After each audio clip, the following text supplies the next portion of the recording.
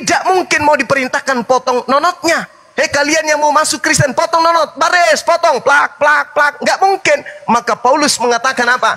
Apabila engkau menyunatkan dirimu, Yesus Kristus tidak berguna bagimu. Alasannya supaya diterima ajarannya. Kalau Anda tidak percaya, silakan setelah ini Anda buka Kisah Para Rasul 21, nomor 15 sampai nomor 26. Bagaimana Paulus setelah dia keluar meninggalkan Yerusalem, mengajarkan orang-orang tentang Kristen. Begitu kembali ke Yerusalem, Paulus taubat dari mengajarkan agama Kristen. Paulus keluar mengajarkan Kristen. Kembali ke Yerusalem, tanah suci, dia bertobat dari ajaran Kristen. Baca Kisah Para Rasul 21 nomor 15 sampai 26. Setelah saudara baca, ada materi baru, silakan cari saya, kita diskusi lagi. Jadi sekali lagi saya katakan, sebenarnya yang berseteru dalam hal ini adalah Islam dan Yahudi. Apa perseteruannya? Wahai Yahudi, wahai Bani Israel, kenapa masa itu kamu tolak Nabi kami yang datang kepada kalian, yang diutus spesial untuk kalian? Ya Bani Israel, inni Rasulullahi ilaikum. Nabi Isa kami berkata kepada kalian, wahai Bani Israel, sesungguhnya aku ini adalah utusan Allah kepadamu. Berkesesuaian dengan hasil penyelidikan seorang yang menulis buku Matius. Matius 15 nomor 24. Aku Yesus diutus hanya kepada domba yang hilang dari umat Israel. Wa isqala Isa bin Maryam, ya Bani Israel, inni Rasulullahi ilaikum. Kristen ini hanya korban dari kejahilan dan kejahatan orang-orang Farisi angkatan pertama. Kalian hanya korban. Demikian, silakan.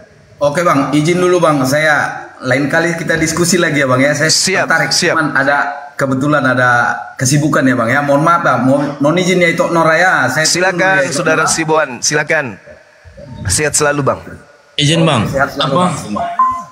tadi Abang tadi sudah menjelaskan begitu ya. Pada dasarnya Islam itu sebenarnya berseteru dengan Yahudi, betul ya? Yes. Jadi Kristen ini hanya apa tadi, korban ya atau apa tadi? Korban dari kedegilan orang-orang Yahudi dalam hal ini, orang-orang yang menolak ajaran Tuhan yang datang kepada mereka. Terus memang saya secara pribadi melihat betul-betul konsep keimanan orang Kristen dan Islam itu betul-betul sangat jauh berbeda memang. Jadi kalau kita bicara tentang doktrin dan lain sebagainya loh gitu ya. Ya disitulah nanti akan terjadi diskusi panjang semuanya. Bahkan sulit untuk mencari titik akhirnya gitu ya. Karena tidak akan bisa sama sepahaman gitu ya. Cuman gini aja, saya menarik tadi mendengar apa yang Abang sampaikan bahwa pada dasarnya Muslim itu membela gitu ya Isa gitu ya, dan di Muslim juga dikatakan menurut teman-teman Muslim Isa itu sama dengan Yesus, betul nggak Bang? Ya. Nah, cuman saya mendengar beberapa dari beberapa katakanlah misalnya apologet, karena kebetulan saya baru 3 hari yang terakhir ini aja mengikuti yang seperti ini, komal-komal seperti ini Bang. Makanya pas hari pertama saya ketemu komal seperti ini, komal si ini juga si siapa si itu ini gitu. Nah, waktu itu saya pernah naik, saya karena belum tahu apa-apa, lah istilahnya gitu ya, masukan supaya tidak saling hujat. Tapi ada entah siapa, entah ustadz atau waktu itu barangkali kalau nggak salah waktu itu justru memarahi saya, dan saya karena pusing dengerinnya marah-marah gitu ya, saya turun gitu ya. Terus tadi juga kebetulan itu ini aktif dan saya mencoba naik diskusi santai gitu. Nah pertanyaan saya itu seringkali itu Bang, saya perhatikan teman-teman Muslim itu menghujat Yesus. Kalau yang sama menurut umat Muslim Isa itu adalah Yesus, kenapa banyak kejadian-kejadian atau kasus-kasus beberapa teman Muslim itu yang menghujat Yesus? Nah, apa tanggapan Bang Juma ya, Bang Juma. Iya, baik.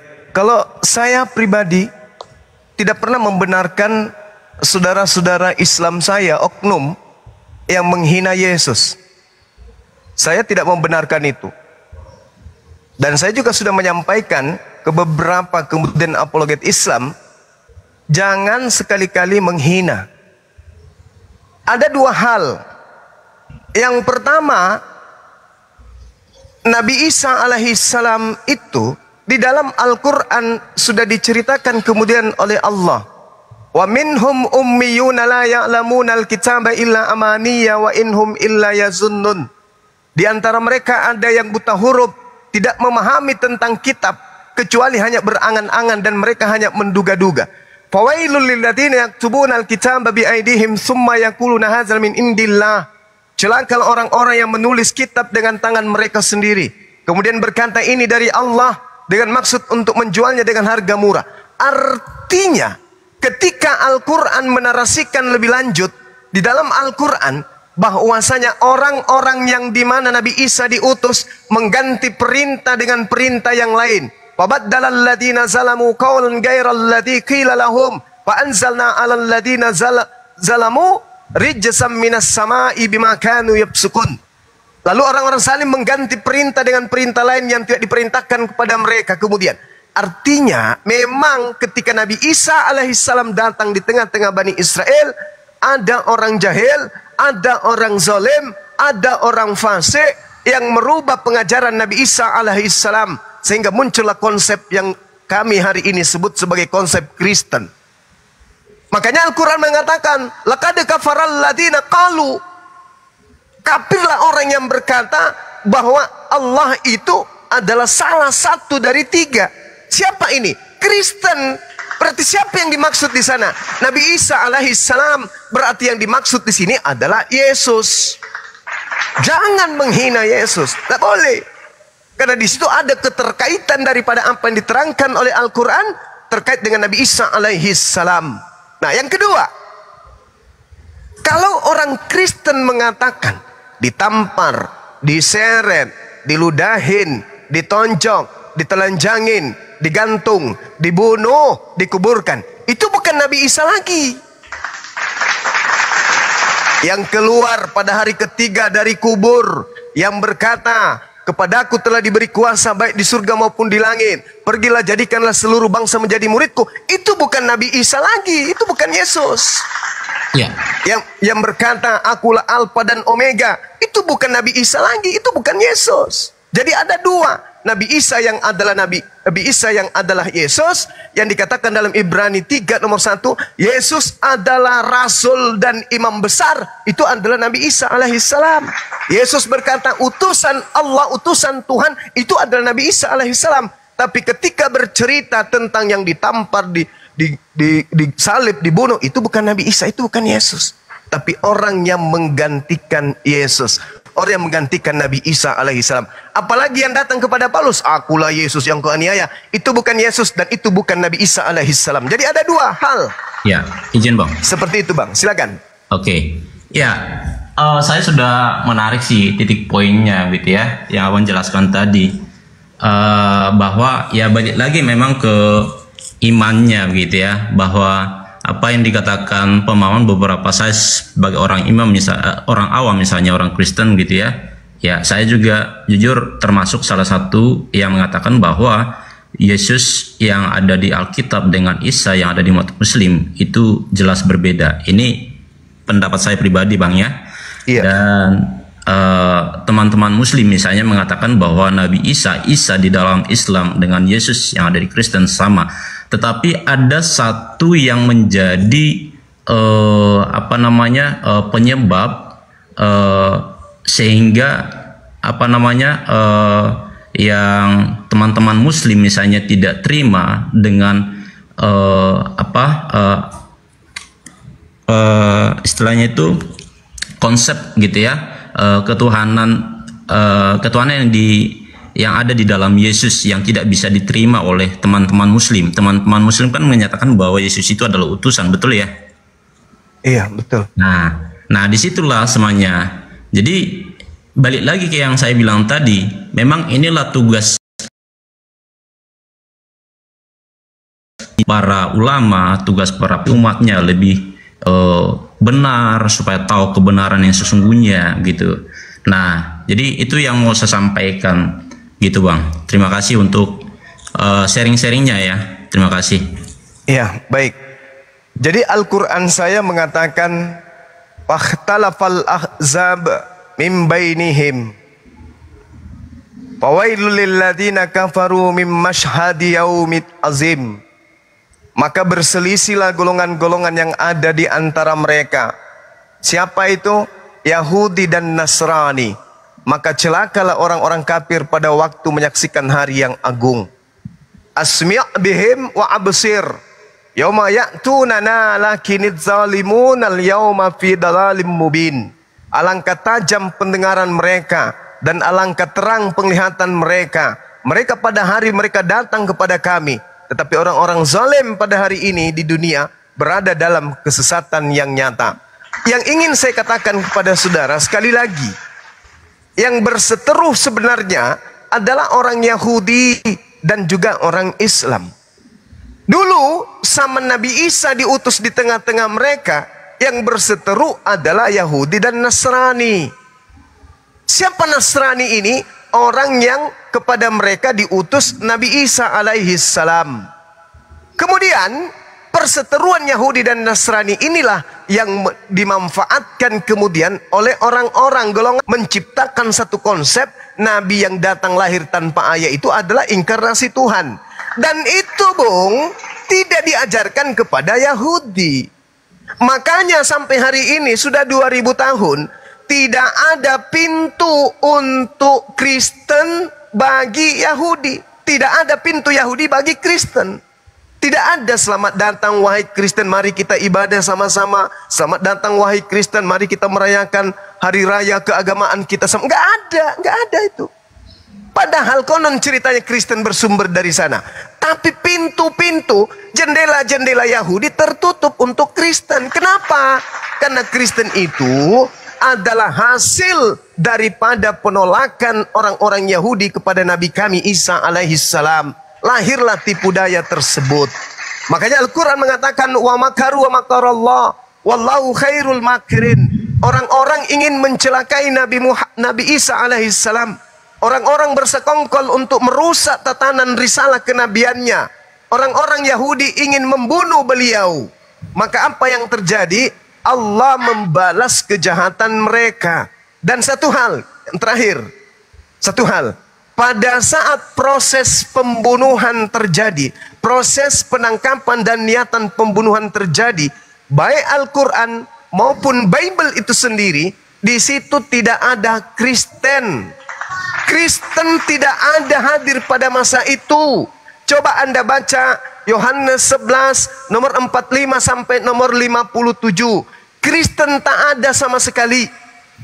Pada saat Nabi Isa atau Yesus di tengah-tengah Bani Israel melakukan penginjilan dan melakukan mujizat sehari, semakin banyak orang jadi percaya kepadanya.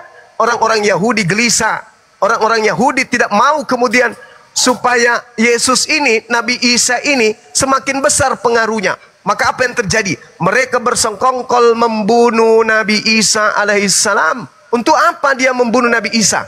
Agar supaya bangsa mereka tidak dirampas oleh Romawi. Bukan oleh supaya dosa diwariskan. Itu Kristen tak ada di situ. Coba Anda baca sekali lagi. Buat teman-teman yang di bawah, orang-orang Kristen, saudara saya. Pulang dari sini, Anda buka Bible Anda baca Yohanes 11 nomor 45 sampai nomor 27 satu perikop. Apa yang melatar belakangi orang Yahudi ingin membunuh Yesus? Di situ cakupannya 100% karena faktor ekonomi dan faktor politik. Bukan karena faktor agama, bukan karena faktor dosa waris, bukan karena jurus keselamatan, bukan.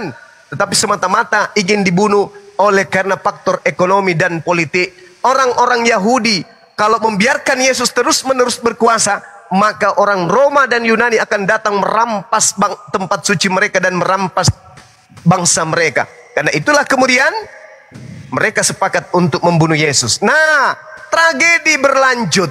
mereka berkongko-kongko. Matius 26 nomor 4, nomor 59, Markus 14 nomor 1 dan seterusnya. Mereka sepakat membunuh Yesus. Yohanes 11 nomor 53 disebabkan karena mereka dengki. Matius 27 nomor 18. Lalu kemudian karena kesepakatan ini Yesus harus mati, sementara Yesus tidak punya kesalahan. Apa yang mereka lakukan? Tipu muslihat mereka susun, kesaksian palsu mereka rencanakan supaya mencelakai Yesus. Nah, itu yang terjadi. Tidak ada dosa waris, tidak ada. Oleh karena kesepakatan itulah ingin membunuh Yesus, maka Allah yang Maha Suci lagi Maha Tinggi yang mengutusnya menyelamatkan dia, mengangkat dia naik ke langit. Maka Allah membalas kejahatan mereka. Yang mereka bunuh adalah orang lain. Orang lain inilah yang dijadikan kemudian oleh Kristen sebaik. Cerita tentang Kristenan adalah cerita di luar pagar Yahudi. Itu cerita yang dibangun sendiri Kristen. Yahudi punya cerita, dia harus membunuh nabi ini karena dia tidak mau bangsanya dirampas Romawi. Kristen punya cerita, nabi ini harus mati demi dosa-dosa Kristen. Berbeda. Itu sangat berbeda antara langit dan bumi. Silakan. Oke, izin Bang. Silakan. Apa namanya? Ya, bicara tentang Kristen tadi Abang tadi ada sedikit mengutip dari Alkitab bahwa tidak ada Kristen di sana. Menurut saya Kristen itu kan agama. Saya memahami Tuhan itu tidak ada agama ya, maksudnya tidak beragama. Jadi yang beragama itu adalah umatnya, gitu ya. Misalnya saya nih Kristen gitu ya, saya secara administrasi beragama Kristen. Kenapa? Karena saya percaya dan mengimani Tuhan Yesus sebagai Tuhan dan Juru Selamat. Nah, cuman tadi ya poin kedua tadi yang saya boleh mengambil tadi dari penjelasan Abang juga tentang pengajaran di dalam Alkitab. Mungkin Abang juga barangkali sudah tahu gitu ya bahwa ada banyak tata cara metode pengajaran yang disampaikan di dalam Alkitab itu lewat perumpamaan-perumpamaan seperti tadi yang ada sedikit tadi Abang singgung mengenai bila di pipimu ditampar sebelah kiri gitu ya dan seterusnya itu ya, seperti yang Abang bilang tadi gitu ya. Itu adalah bagian dari perumpamaan cara metode pengajaran yang ada di dalam Alkitab gitu ya. Nah, saya melihat ada banyak orang yang mencoba menyalahgunakan gitu ya. Maksudnya mencoba mempintir sehingga penafsirannya menjadi salah. Nah, yang mau saya sampaikan adalah ya balik lagi sih kayak kita gitu ya. Kalau memang kita percaya bahwa kita punya Tuhan, ya udah imani dan lakukan apa yang menjadi misi Tuhan di dalam hidupmu itu. Nah, sebagai orang percaya kepada Tuhannya sendiri, ya udah imani apa yang Tuhanmu sampaikan, lakukan hal-hal yang baik itu, jauhi yang menjadi larangan-larangannya itu, gitu kan. Nah itu sih. Cuman Bang tadi sepertinya Abang juga sudah ngerti banyak ya tentang Alkitab gitu ya, banyak mengulas tadi gitu ya. Ini orang kedua yang berbeda ya gitu ya. Saya melihat apologet, dulu saya belajar mengikuti satu seminar apologet Kristen juga. Nah seperti yang saya sampaikan tadi, apologet itu juga membuka banyak hal, bahkan ditunjukkan bukti-bukti empirik tentang konsep ketuhanan orang Kristen dan juga perbedaan prinsip daripada keimanan antara iman Kristen dan juga iman Islam. Nah, hari ini saya boleh menyimak sedikit dari yang apa yang Abang sampaikan tadi gitu ya. Ya intinya sih memang jelas berbeda sih gitu ya. Itu. Terima kasih. Izin bertanya Bang, boleh? Ya silakan. Ya, terima kasih atas kesempatan bertanyanya. Jadi Bang Suma bilang tadi bahwa tidak ada Kristen kan di zaman Tuhan Yesus. Benar nggak tadi ngomong gitu? Yes, betul. Iya, Bang. Bang Suma sebagai apologet yang terkenal paling tahu ya artinya Kristen apa? Ya, tahu. Apa Bang? Tahu. pengikut Kristus. Tepuk tangan yang di bawah. Iya, berarti mereka Bang walaupun sudah apologet berarti nggak bisa dipungkiri bahwa ada kesalahan-kesalahan sedikit ya Bang. Jadi gini Bang, pengikut Kristus kan, Abang katakan tadi pengikut Yesus. Jadi betul. Pada waktu Tuhan Yesus ada bersama-sama dengan murid-muridnya atau pengikut-pengikut Tuhan Yesus itu, ya itulah Kristen Bang. Ini sekedar memberikan pemahaman kepada Bang Suma ya. Jadi makasih. Mereka yang mengikut Tuhan Yesus pada awalnya itulah Kristen pada mula-mula. Itulah yang disebut Kristen mula-mula. Nah, siapa mereka itu? Mereka itu adalah murid-murid Tuhan Yesus. Mungkin di Al-Quran juga ada. Para nabi, para rasul. Nah, itulah Kristen mula-mula. Jadi ada Bang, bukan tidak ada ya. Makanya dibilang jemaat mula-mula sih. Iya. Tapi bukan berarti tidak ada Kristen pada waktu itu gitu. Ya. Boleh saya hanya sekedar menambahkan supaya tidak ada kesalahan-kesalahan dikit. Baik. Saya boleh tanggapi. Jadi gini, saudara. Sekali lagi saya tekankan, ini supaya yang di bawah juga dengarkan. Kristen itu artinya pengikut Kristus. Kristus belum tentu Yesus. Yesus sudah pasti Kristus. Itu dulu. Jadi Kristen ini memang pengikut Kristus. Tapi Kristus yang mana? Kita jelaskan. Yesus berkata kepada murid-muridnya yang asli, yaitu Bani Israel. Ingat saudara, pengikut Yesus tidak ada makan babi. Pengikut Yesus tidak ada ibadah minggu. Pengikut Yesus tidak ada yang memtuhankan, mengibadahi, menghamba. Kemudian tidak ada yang tidak bersunat. Camkan itu dulu. Itu dicamkan dulu. Ketika kemudian Yesus berkata, waspadalah supaya jangan ada orang yang menyesatkan kamu. Huruf KAMU, kamu itu tertuju kepada Bani Israel pengikutnya, bukan kepada Kristen. Yesus pihak pertama, murid-muridnya Bani Israel pihak kedua. Kristen pihak mana? Kristen itu pihak ketiga. Nanti kita ceritakan Kristen.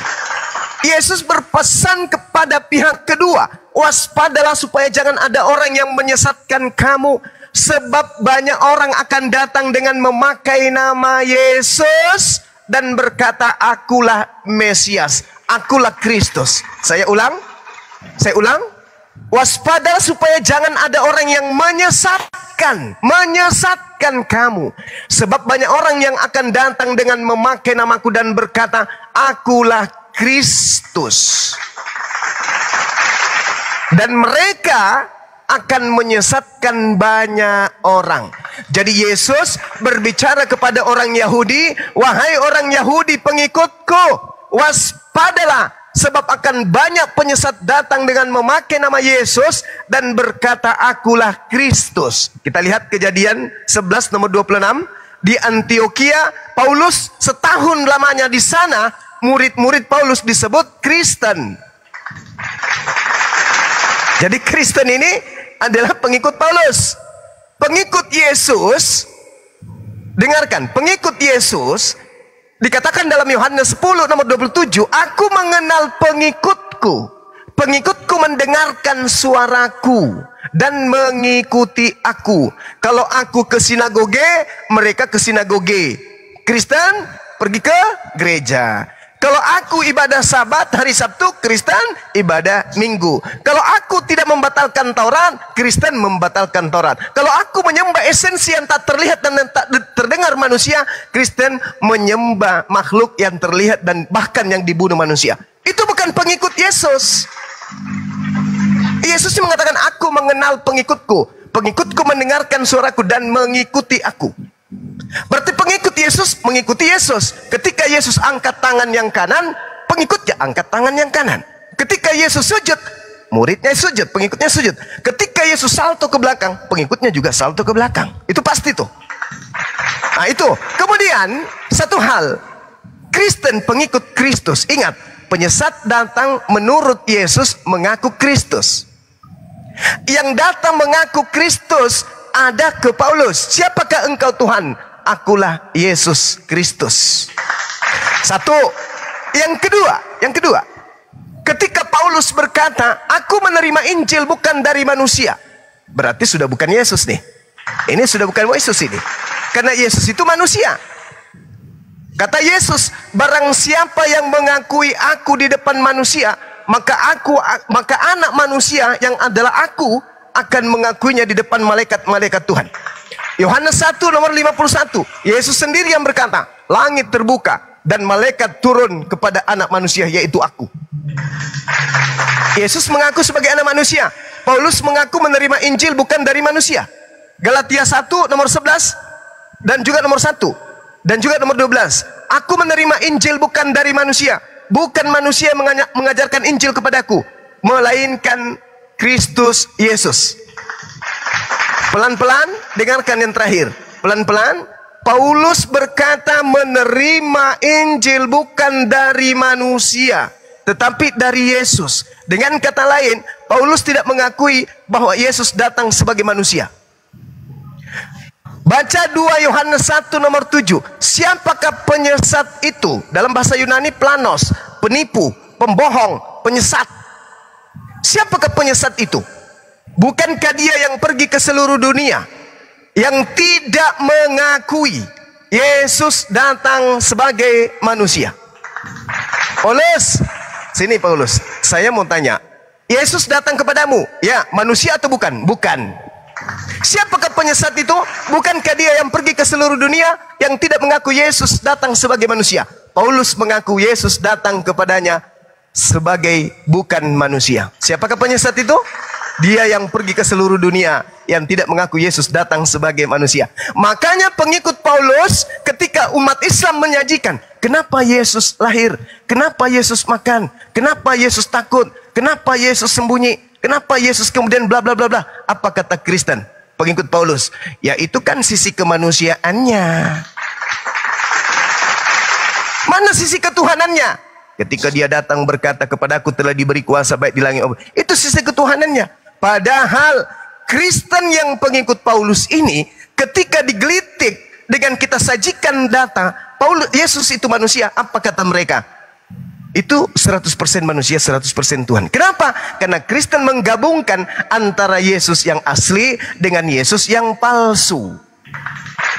Yesus palsu mana? Matius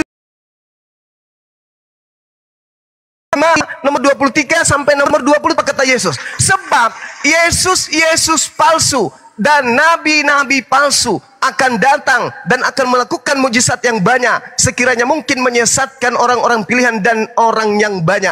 Matius 24 nomor 24. Yesus sendiri mengatakan akan ada Yesus palsu. Lukas 21 nomor 8. Waspadalah kepada penyesat yang datang kepadamu dengan memakai nama Yesus dan berkata, akulah dia. Waktunya sudah dekat, jangan kau percaya. Makanya ketika Paulus datang, Markus datang, Yohanes datang, penulis Matius datang, penulis Petrus datang, penulis Kisah Para Rasul datang, penulis kemudian daripada kitab Yohanes datang ke Yahudi, mengajarkan bahwa kami ketemu dengan Yesus di padang gurun loh, kami ketemu Yesus di dalam bilik loh, kami ketemu Yesus ketika kami nyebrang ke lautan sana loh. Orang Yahudi percaya? Tidak. Karena mereka sudah menerima pesan dari Sang Yesus yang betul. Jangan kau percaya ketika ada orang berkata ada Yesus di padang gurun, ada Yesus dalam bilik. Jangan kau percaya. Sebab aku Yesus datang kedua kalinya nanti di akhir zaman, seperti kilat yang menyambar dari timur dan sampai ke barat. Demikianlah tata cara kedatanganku yang kedua. Jadi kalau ada yang berkata aku bertemu Yesus di padang gurun, aku bertemu Yesus dalam bilik, jangan kau percaya. Yang datang kepada mereka itu adalah Mesias palsu. Nah, Kristen adalah pengikut Kristus. Kristus yang mana? Kristus yang palsu. Demikian. Iya, makasih Bang. Ya, sama-sama. Sekedar menambahkan ya memanglah kalau dilihat-lihat dari hampir semua sih apologet gitu sih. Agaknya mereka kurang fair dengan Paulus. Karena kita tahu sendiri bahwa memang Paulus ini itu sebenarnya adalah orang yang kejam, orang yang mencari pengikut-pengikut Tuhan Yesus pada waktu itu. Tapi karena dia diubahkan oleh Tuhan dan bertobat, makanya sebaliknya. Kalau Paulus tidak bertobat, habis orang Kristen di dunia ini. Tapi karena dia bertobat, karena dia bertobat, makanya banyak orang Muslim yang nggak suka sama Paulus ini. Ya, itu ya mungkin ya sekilas ya. Baru dikatakan kenapa Paulus tidak mengatakan bahwa dia tidak mendengar sendiri dari manusia, melainkan dari Allah sendiri. Iya, dia memang mengatakan demikian karena ya jelas. Karena Yesus adalah firman Allah itu sendiri. Jadi Allah itu sendiri, bukan manusia biasa. Artinya Yesus itu firman Allah sendiri. Boleh dilihat dalam Yohanes 1 ayat 1. Jadi benar-benar Yesus itu adalah firman Allah itu sendiri. Jadi benar-benar dari Allah sendiri. Makanya dia bilang bukan dari manusia saja. Dia mendengarkan bukan dari manusia tapi dari firman Allah. Itu ya perlu digarisbawahi bahwa Yesus itu adalah Tuhan itu juga yang firman Allah itu sendiri. Oke, itu boleh dilihat dalam Yohanes 1 ayat 1 itu mungkin bisa ditambahkan jadi berikan pemahaman. Baik, saudaraku saya kenapa hargai. Kami tidak mengikuti baptisan ya sunat? Karena sunat itu sudah diganti dengan baptisan bagi orang Kristen sekarang. Ya. Karena saya melihat sih semua kebanyakan dari perjanjian lama ya. Kalau kami itu perjanjian lama itu telah disempurnakan dengan kematian Tuhan Yesus. Wow. Makanya kami sekarang mengikuti perjanjian lama dan perjanjian baru. Baik. Sunat dengan kuasa Allah Bapa, Allah Anak dan Allah Roh Kudus. Itulah sunat kami. Dan kalaupun kita mengikuti tradisi sunat dari Yahudi sana ya, mereka sunat itu aturannya itu 8 hari, bukan semau orang yang mengikuti sunat. Gitu. Jadi saya juga mau bertanya, ini aturan dari siapa ya orang Muslim itu menyunatkan diri? Padahal aturan sebenarnya menyunatkan diri itu gantian panjang. Oke Bang, saya menghargai penjelasan saudara ya. Sebagai seorang Kristen, dengan penjelasan saudara ini semakin menguatkan bahwasanya memang saudara ini pengikut Kristus saudaraku ini, tapi Kristus yang bukan Yesus. Coba aja kemudian Anda menarasikan barusan itu, apa yang Anda narasikan? Narasi-narasi yang dibangun dari ajaran di luar ajaran Yesus yang asli. Saya masuk kepada penjelasan saudara. Saudara saya ini mengatakan Paulus itu tadinya orang berdosa, berusaha membunuh. Seandainya tidak bertobat maka habis orang Kristen. Alamak. Kristen itu ajaran Paulus setelah bertaubat. Tidak ada Kristen sebelumnya, nggak ada. Kristen tak ada. Pengikut Yesus itu pemelihara Sabat, tidak makan babi, tidak makan anjing, tidak ibadah minggu, tidak mengibadahi Yesus. Mereka itu wudhu ketika ingin masuk ke bait suci, ke mikdas. Mereka itu mandi tahir, mereka mandi junub setelah mereka bersetubuh. Tidak seperti saudara Kristen. Dan tidak boleh kemudian orang Roma, orang Yunani masuk ke bait suci tempat Yesus beribadah. Haram hukumnya. Tak boleh. Bahkan masuk ke kota Yerusalem aja haram hukumnya. Kristen itu masuk ke sana. Mana dalilnya? Yesaya 52 nomor 1. Tak boleh orang Kristen masuk ke kota Yerusalem, kota Kudus. Tak boleh. Mana dalil orang Kristen tidak boleh masuk ke rumah ibadahnya, tempat 44 nomor 6 nomor 7 nomor 8 nomor 9. Haram hukumnya orang Kristen Roma Yunani masuk ke tempat suci. Tidak boleh. Jadi bagaimana mungkin pengikut Yesus ada dari Kristen? Maksudnya Yesus menjelaskan di dalam bait suci, Kristennya 2 km dari tempat suci duduk gitu mendengarkan. Nggak mungkin. Nggak mungkin. Jadi tak ada Kristen di situ Bang, nggak ada Kristen. Nah, kembali kepada tema. Paulus bertaubat lalu menjadi seorang rasul. Saya bacakan apa yang dikatakan Paulus, nubuatan Yesus tentang Paulus. Arahkan pandangan Anda ke Matius 12. Data 38 sampai data 45. Saya baca pelan-pelan. Pada waktu itu berkatalah beberapa ahli Taurat dan orang Farisi kepada Yesus, "Guru, kami ingin melihat suatu tanda daripadamu." Orang Farisi, ahli Taurat, minta kepada Yesus, "Berikan tanda kepada kami." Apa jawaban Yesus kepada orang Farisi? "Angkatan jahat dan angkatan tidak setia ini menuntut satu tanda. Tetapi kepada mereka tidak akan diberikan tanda selain tanda Yunus. Sebab seperti Yunus tinggal 3 hari dalam perut ikan, 3 hari 3 malam. Demikian juga anak manusia akan tinggal dalam rahim bumi 3 hari 3 malam. Ini tanda angkatan jahat.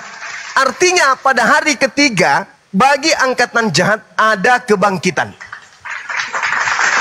Ini tanda untuk angkatan jahat. Nah, kemudian terkait dengan pertobatan Paulus, baca nomor 43 sampai 45. Apabila roh jahat keluar dari manusia, ia pun mengembara ke tempat-tempat tandus dan mencari penghentian, tetapi ia tidak mendapatnya. Lalu si roh jahat ini berkata, aku akan kembali ke rumah, ke orang yang tadinya bertobat. Maka pergilah si roh jahat dan mendapati orang yang bertobat tadi dalam keadaan bersih, tersapu dan rapi teratur. Lalu roh jahat tadi keluar kembali dan mengajak 7 roh lain yang lebih jahat daripadanya. Dan mereka 8 roh jahat ini masuk dan berdiam kembali kepada orang yang bertaubat. Masuk dan kembali 8 roh jahat ke dalam orang yang sudah bertobat tadi. Maka akhirnya, dengarkan pelan-pelan, keadaan orang yang bertobat itu jauh lebih buruk daripada keadaannya semula. Dengarkan, demikian juga akan berlaku atas angkatan jahat ini. Jedar. Izin Jadi Bang. orang Ya, makasih Bang. Ya, penjelasannya. Jadi mungkin tanggapan lagi dari saya begini Bang. Saya ingin bertanya, Abang semua sudah ke Israel? Sudah ke Israel? Silakan. Sudah pernah Gimana, ke Israel Bang Suma? Sudah ke Saya belum Israel? pernah ke Israel, belum. Oh, makanya Bang Suma nggak tahu. Maaf Bang, jadi kalau kita ngomong itu harus dengan faktanya. Iya, apa Kalau yang seorang terjadi di apologet, Israel saya sudah pindah. sarankan Anda harus. Apakah Tunggu, sorry, Bang, sorry. Bang, sabar, Apakah Bang, sabar, Vatikan sabar. sudah pindah ke Israel? Sabar Bang, saya menjelaskan dulu ya. Nanti Abang simpulkan sebentar. Jadi gini Bang. Ya, silakan. Seorang apologet yang terkenal itu berbicaralah Ya. sesuai dengan fakta yang ada. Ya, Anda sendiri sudah pernah ke sana? Begini, dengar dulu Bang. Begini, sekarang Bang, di Israel itu sudah terbuka untuk umum siapapun yang akan pergi ataupun Oh, nggak pergi bisa. ke tempat ibadah Nggak di bisa. sana. Oh, Nggak bisa. pendeta kami baru pulang Bang. Iya, 2 tapi di minggu yang lalu. pinggirin kiti. Tidak di pinggiran Bang. Dia di pinggirin. Oh, nggak bisa. Tidak, Cuma Bang. sahabat-sahabat Di saya sana, banyak di sana. di Orang sana, Islam Bang. yang boleh Bahkan masuk ke di bait tempat-tempat sucinya orang ibadah- Yahudi. di tempat-tempat Orang Kristen ibadah tak itu bisa. mereka beribadah bersama di sana. Diludahin Bang orang Kristen di sana. Malahan di mana Diludahin. tempat Tuhan Yesus terangkat itu banyak orang wisatawan Kristen yang Oh, hadir itu di sana. beda. Itu di luar kota itu. Kuburan Iya, Yesus yang ada tapi dalam gua itu. tempat-tempat ibadah juga mereka beribadah Bukan. bersama. Itu bukan Itu, tempat Bang. ibadah kami itu. Jadi, mohon maaf Bang, kalau itu kayaknya Abang keliru kalau dibilang Oh, enggak. orang-orang Enggak, Kristen saya dilarang tidak akan keliru. beribadah bersama-sama Karena dengan teman saya mereka. kami biasa video call, kami live kan sampai berjam-jam di sana. Enggak ada itu Bang. Kristen tidak boleh masuk ke situ, enggak boleh. Ada Bang, boleh. itu tempat umum Iya, itu, Bang. ada. Untuk Esra orang Soru juga beribadah. kemarin posting-posting. Di mana Esra tempat Soru. orang beribadah itu mereka tidak melarang untuk orang-orang untuk beribadah. Esra Soru juga baru-baru ke sana. Dia videokan semua tempat-tempat yang didatangi, tapi nggak masuk ke dalam tempat sucinya orang Yahudi. Nggak masuk, nggak boleh dia. Nggak boleh masuk. Ada Bang, ke situ. kalau pendeta kami sudah barusan pulang, baru 2 minggu aja yang Kecuali kembali dia dan menggunakan menunjukkan. atribut Islam baru bisa masuk ke sana. Kalau dia masih pakai lambang salib, Iya. diludahin Bang, ditonjok, dihantam cangkul belakangnya Bang, nggak boleh masuk Kristen gitu. Nggak mungkin orang Yahudi melanggar aturan mainnya, nggak mungkin. Coba Anda baca Yehezkiel 44 Bang, baca teliti baik-baik. Yehezkiel 44 nomor 9, titiknya itu di situ. Semua kesalahan yang pernah kau lakukan wahai Israel, ku maafkan, ku ampuni. Tapi satu kesalahanmu yang paling aku benci, yaitu engkau memasukkan orang yang tidak bersunat nonotnya ke tempat suciku. Tuh. Murka semurka.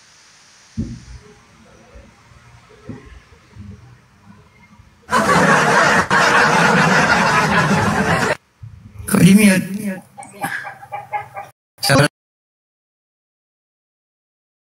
Mute. Bang Suma kena tombak. Hilang. Kenapa Mbak? Masya Allah. Aduh. Enggak nih. Aduh. Saya tunjukkan sedikit ya. Saya tunjukkan sedikit ya. Iya, saya di sini Dinda. Iya, pikir Bang Juma juga. Usir dulu itu. Nih, Partai Yahudi menyerukan umat Kristen diusir dari Israel. Nah, ini.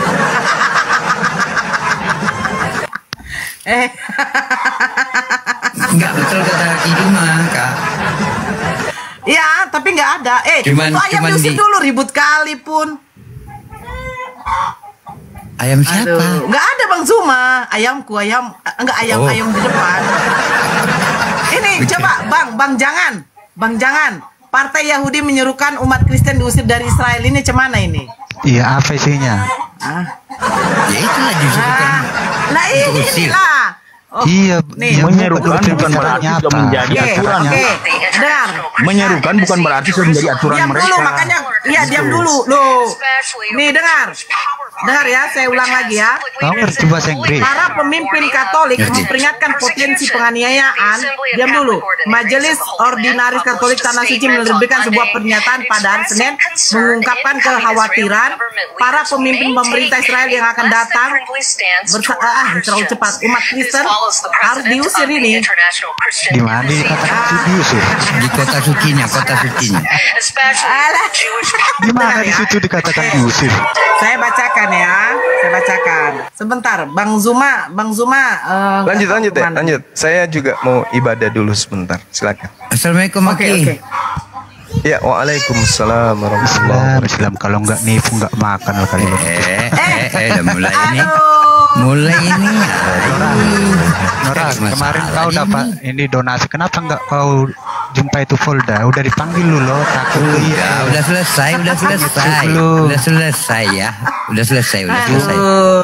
Udah selesai. Buat lain lapor. Diam Ini dulu. kenapa namanya kok Cuma M4 dengan mat? Kenapa? dengan Nora ini itu? pengecut loh. Nih, Katanya saya kasih pemberani. Bang apa moderator ya, Bang apa? Katanya kalian berani kok pengecut. Siapanya? Tidak Kok jadi pengecut kalian berdua cuma sama Didatangin Nora. Polda sama Kak Nora. Kenapa jadi pengecut? Enggak, ini kenapa sih? Kenapa kok Anda kok ngomong terus itu loh? Bisa diskusi nggak gitu loh? Kalau mau diskusi. Kalau mau kalau mau daftar pembantu, kalau mau daftar pembantu di sini saya majikanmu. Nah, kau diem. Nah, Nurut kan sama pembantu. Nah, Nurut diem dulu. Nah, gitu. Nurut sama majikan ya. Diem. Nah, pinter. Diem dulu. Diem dulu loh. Saya majikanmu, kau saya suruh diem. Saudara Mamat, jangan kemudian mengganggu diskusi. Kita lagi diskusi baik loh ini. Enak loh tadi. Kalau nggak mau masalah. hujat-hujatan jangan di sini. Begini aja Gurunda, izin saya lempar ke neraka supaya dia bertemu dengan Hellboy. Hellboy kan tangannya gede sebelah. Minta tolong Mamat, kau minta tolong sama Hellboy, suruh pukul kepalamu sampai pecah tuh sama tangan kanannya Hellboy. Lanjut. Jadi sedikit lagi sebelum saya ibadah ya teman-teman. Lalu iblis itu keluar dan mengajak ketujuh roh iblis yang lebih jahat daripadanya, dan mereka berdelapan iblis berdiam di situ. Maka orang yang tadinya bertobat, akhirnya keadaan orang itu lebih buruk daripada keadaannya semula. Demikian juga akan berlaku bagi orang Farisi, angkatan jahat ini. Goyang, pasti goyang. Keren. Pasti goyang.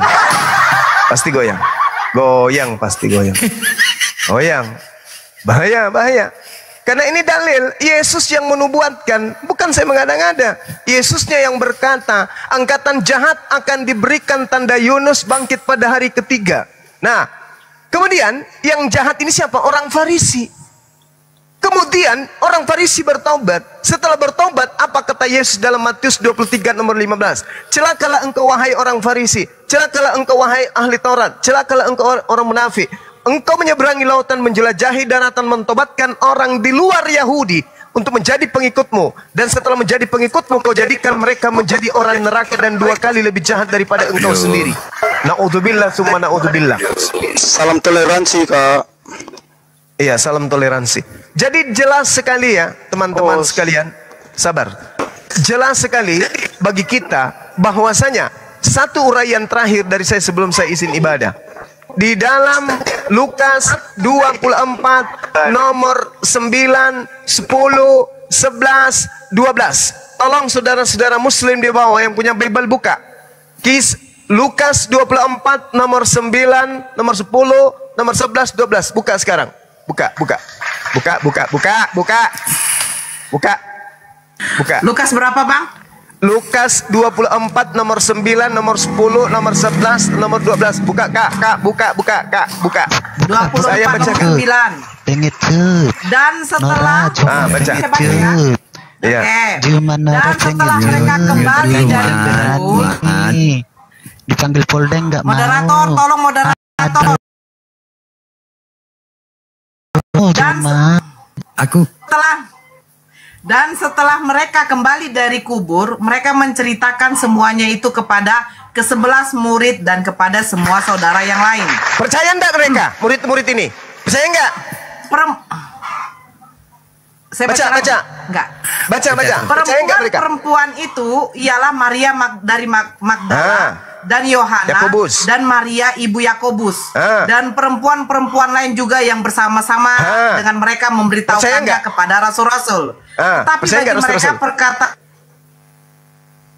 perkataan omong kosong dan mereka tidak percaya kepada perempuan-perempuan. Stop dulu. Stop. Dengarkan. Stop. Murid-murid Yesus tidak percaya tanda Yunus. Betul? Betul? Yang percaya tanda Yunus cuma angkatan jahat. Murid-murid Yesus tidak percaya kalau gurunya hilang, kalau gurunya bangkit. Murid-murid Yesus tidak percaya. Yang percaya angkatan jahat, yaitu Karisteng, pengikut orang Farisi. Baca nomor 12-nya. Pelan-pelan. Oke. Sungguh pun demikian Petrus bangun dan lalu cepat-cepat pergi ke kubur itu. Ngapain? Ketika ia menjenguk ke dalam, ia melihat Kain hanya kafan. kain kafan saja. Dalam hatinya Lalu ia berkata apa? pergi dan ia bertanya dalam hatinya, apa yang kiranya telah terjadi? Wow. Subhanallah, Masya Allah. Syukran. 9 skala Richter. Waalaikumsalam warahmatullahi 9 wabarakatuh. skala Richter lagi. Berbicara. Ya, sabar Guru Jance, sabar. Sedikit aja. 20 detik. Coba. Angkatan jahat diberi tanda kebangkitan pada hari ketiga. Dan angkatan jahat kerasukan 8 iblis di dalam tubuhnya. 8 iblis yang ada dalam tubuhnya itu. Coba kita lihat. Tolong carikan saya dalil di mana Paulus mengaku bahwa di dalam tubuhnya ada iblis yang menggocoh dirinya. 1 Korintus berapa? 1 Korintus 5 nomor berapa? Nomor berapa? Nomor 5? Coba. Sabar Bang, sabar. Masya Allah, 9,3. 9,3. 1 Korintus 5. Coba, bukan. Di dalam tubuh Paulus itu ada iblis. Ada kan? Di mana itu ya? Coba di 2 Korintus 12 nomor 7 deh. 2 Korintus 12 nomor 6. 7. Kita baca pelan-pelan ya. 2 Korintus 12 ya. Dari nomor 6 sampai 7. 7 aja, nomor 7 ya langsung. Oke. Ada guru kita mau bicara. Dan supaya aku jangan meninggikan diri karena pernyataan-pernyataan yang luar biasa itu, maka aku diberi suatu duri di dalam dagingku, yaitu seorang utusan iblis. Wow. Untuk menggocoh aku. Menggocoh itu apa, Bang? Tadi supaya aku jangan meninggikan diri. Tadi di dalam Matius 12, angkatan jahat di dalam tubuhnya 8 iblis, betul? Dan percaya kepada kebangkitan hari ketiga, betul? Dan Paulus mengaku dalam dirinya ada iblis, betul? Betul sekali. Berarti ketika Paulus ini di dalam dirinya ada utusan iblis, benarlah kata Yesus, iblislah yang menjadi bapakmu dan kamu mau melakukan keinginan bapakmu. Saya kira demikian. 9,5. Saya izin ibadah dulu, saudara-saudara. Kita lihat tadi saudara kita 2 orang Kristen goyang itu ya. Mudah-mudahan mereka bisa mendapatkan hidayah. Amin. Gurunda. Aku tadi dengar dari jauh, Gurunda. Yang Paulus ada iblisnya itu 1 Korintus berapa, Gurunda? 2 Korintus 12:7. Aku catat dulu ya, 2 Korintus 12:7. 2 Korintus Iya, aku 12 baru tahu juga. nomor Makanya aku 7. screenshot langsung. Paulus ada iblisnya itu ya Gurunda ya. Iya, Paulus ada iblis. Bang, Terus yang tadi Gurunda yang angkatan mereka nggak percaya angkatan tanda Yunus tuh murid-muridnya Lukas 24 nomor 9 sampai nomor 12. bukan yang ini yang di Korintus yang murid-murid Yesus nggak percaya tanda angkatan Lukas 24 Lukas 24 9 mulai ayat sampai 12. Oke. Tentang kebangkitan Yesus mantap itu. lah, luar biasa nah Gurunda Zuma. Ini gempa Gurunda, 9,5 Ki. Laporan dari BMG. Makanya aku 9, kalau kayak gitu aku selalu 5 WA. skala Richter. Berpotensi Hancur tsunami. lah. Oh. Hancur. Berpotensi tsunami kok gimana? Ini juga ada data ini Bang Juma. Dewa pun Dewa pun ada data yang Penggelapan ini, penggelapan. bentar. Dewa udah kali ini jelas. Open cam dulu sebentar. Dewa nggak bisa open cam, di follow dulu lah ya. Oke. Minta di follow dulu. Ada 2.800 mata memandang. Ayo Pak Dance, silakan. Izin. Ya, oke. Pak Dance, saya minta di follow sebentar. Minta di follow ya, 2.800 mata memandang. 12 akun Dewa kena banned semuanya. Ini Dewa akun baru Dewa. Minta di follow ya, minta di follow. Mau buka ini soalnya. Mau buka apa? Mau buka data. Tapi belum bisa open cam ya. Terima kasih Iwan juga ya. Terima kasih ya. Oke. Ya, sedikit saya menyampaikan sesuatu ya. Yohanes 14 ayat 6. Kata Yesus kepadanya, "Akulah jalan dan kebenaran dan hidup. Tidak seorang pun yang datang kepada Bapa kalau tidak melalui aku." Dari apa yang dilalui oleh Yesus itu saya perhatiin ya, dilakukan oleh orang-orang Muslim. Saya akan tunjukkan datanya. Artinya di sini, ya, saya sebagai mualaf, saya merasa bangga. Saya menjadi seorang Muslim, telah menjadi pengikut Yesus sejati. Ya, Lukas pasal 2 ayat 21, Yesus disunat. Ya, itu dilakukan oleh orang-orang Muslim, jarang dilakukan oleh orang Kristen. Ya, Matius pasal 4 ayat 2, Yesus berpuasa 40 hari. Orang-orang Muslim juga berpuasa 30 hari. Nah, inilah suatu kebanggaan bahwa orang-orang Muslim itu Allahu Akbar. Sejati. Allahu Akbar. Ya. Yohanes pasal 13. Mantap jiwa raga otot, mantap jiwa selaya. Yesus mengajarkan basuh kaki. Ya, apakah ini dilakukan oleh orang-orang Muslim? Iya, dilakukan orang Muslim. Waktu saya pendeta, saya jarang mengajarkan ini. Artinya mengucap syukur juga ini host ini telah menjadi Muslim. Dia telah menjalani apa yang dikehendaki oleh Bapa-Nya Yesus. Lalu yang keempat, ya, Matius pasal 26 ayat 39. Mantap Bang Dewa. Ia berdoa dengan cara yang Alkitabiah, dia maju lalu sujud. Dalam kitab Nehemia juga disebutkan muka menyentuh tanah. Agama apa yang melakukan ini? Hanya satu-satunya Islam.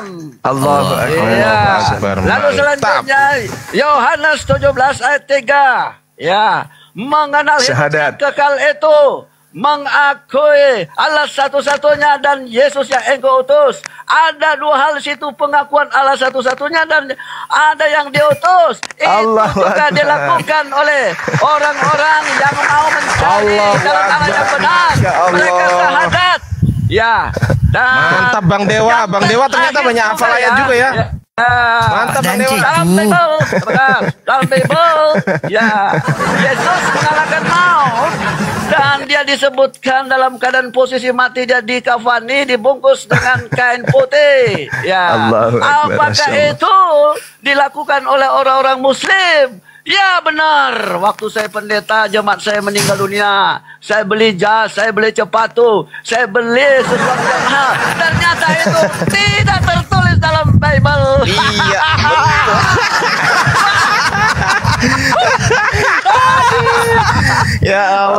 Bang Dewa. Oke. Ya. Allah. Terakhir, Lanjut ya. Oke, saya atau sedikit mungkin- lagi.